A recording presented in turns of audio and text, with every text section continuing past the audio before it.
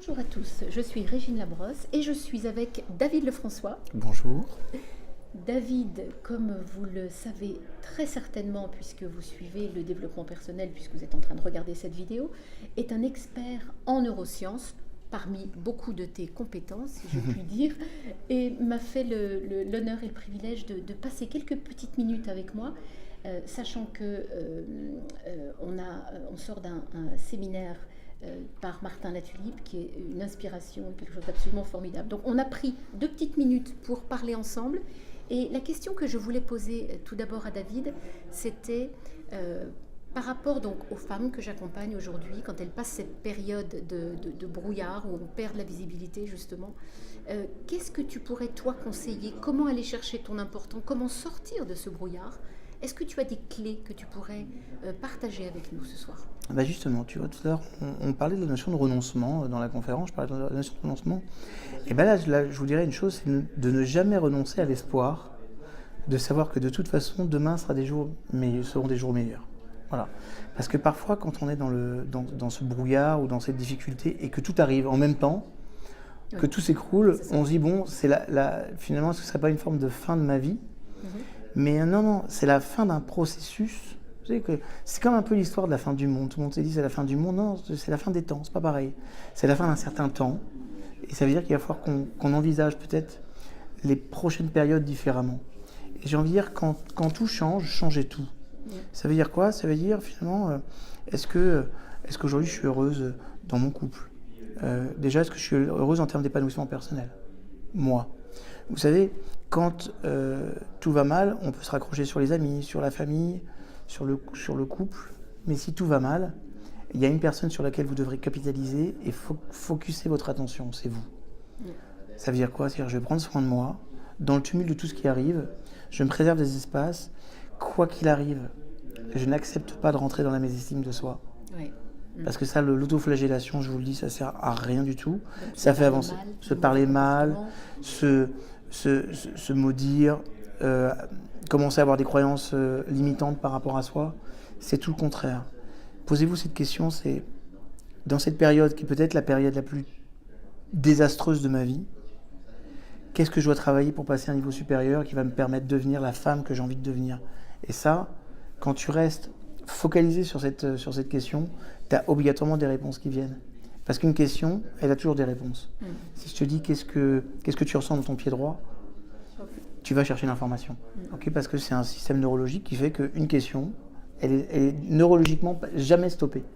Donc, amasser des questions qui sont des questions positives, ça veut dire que dans ces périodes-là, on va plutôt se dire qu'est-ce que j'ai fait au bon Dieu, pourquoi je suis aussi idiote, comment j'en suis arrivé là. Mais ça, à la limite, tu vas avoir plein de réponses, mais ces réponses en vrai, elles servent à rien. T'amènes nulle part. Les vraies questions que tu dois te poser, c'est ok, qu'est-ce que ces événements m'amènent à changer chez moi? Qu'est-ce que je dois faire pour être plus heureuse? À quoi je dois renoncer pour être plus heureuse?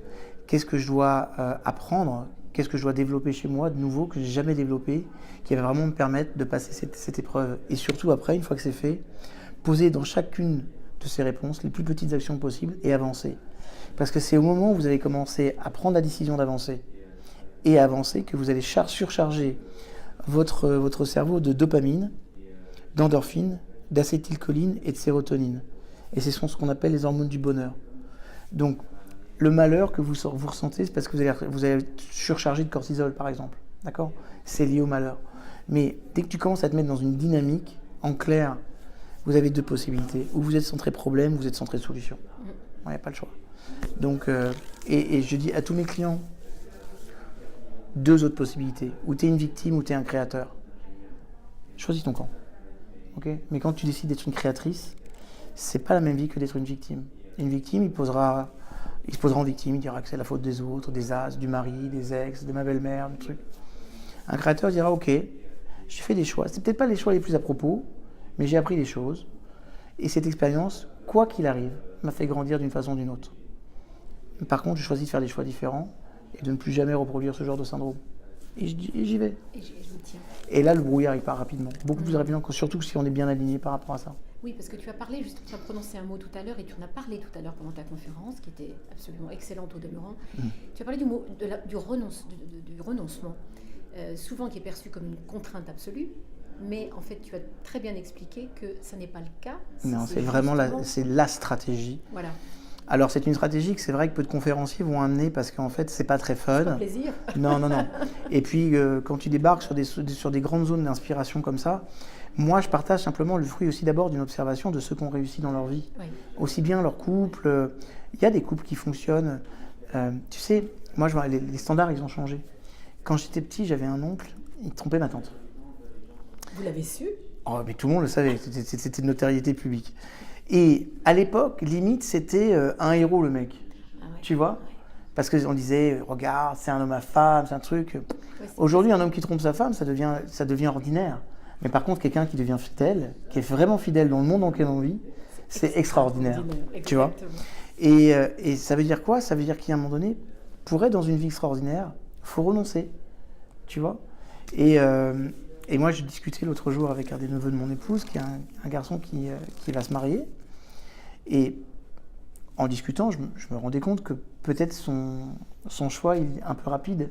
Et je disais, tu sais, je veux juste que tu saches une chose.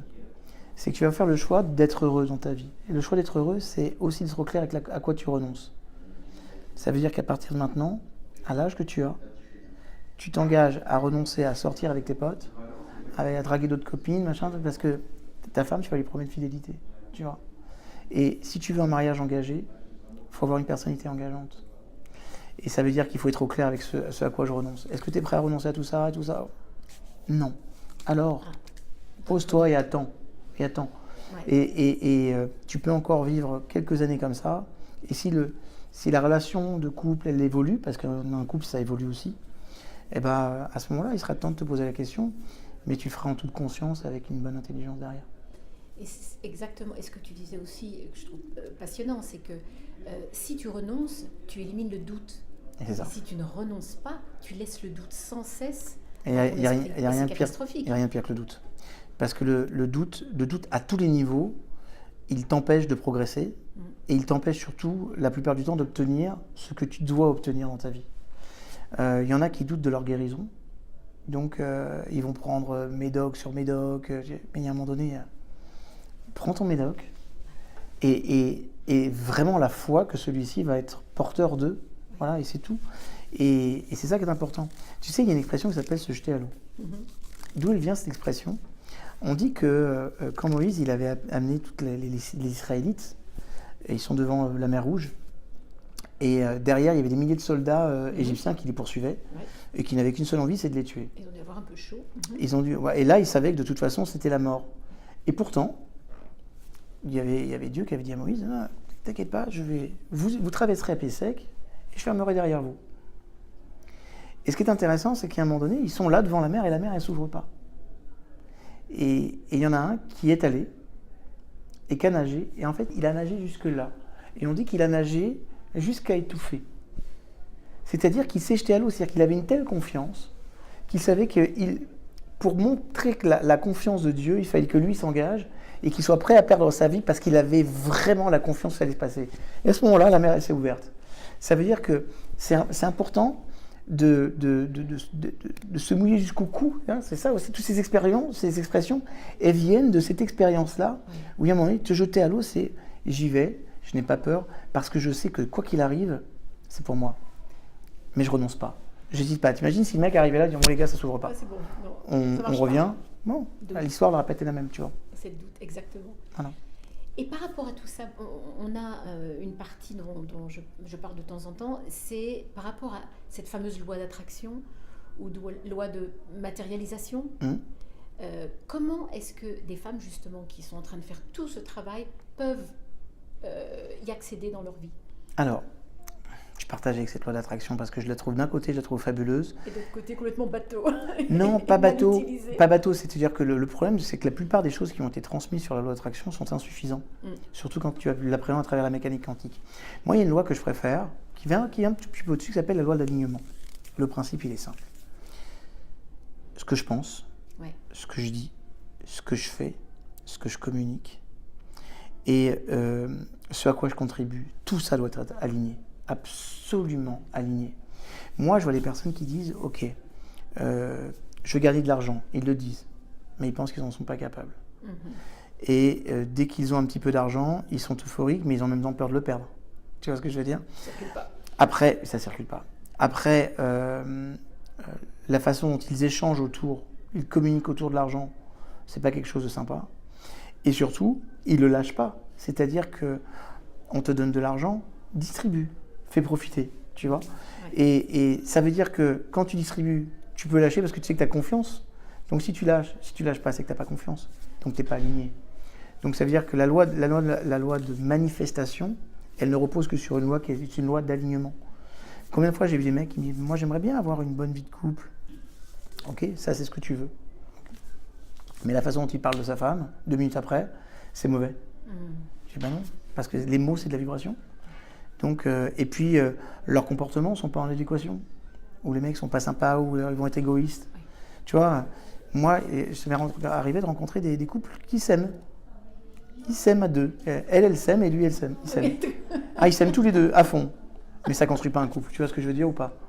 Et c'est qu'à un moment donné, ce que tu es en train de me dire, chou, là, tu vas falloir que tu renonces à une partie de ton temps pour les rencontrer le sien.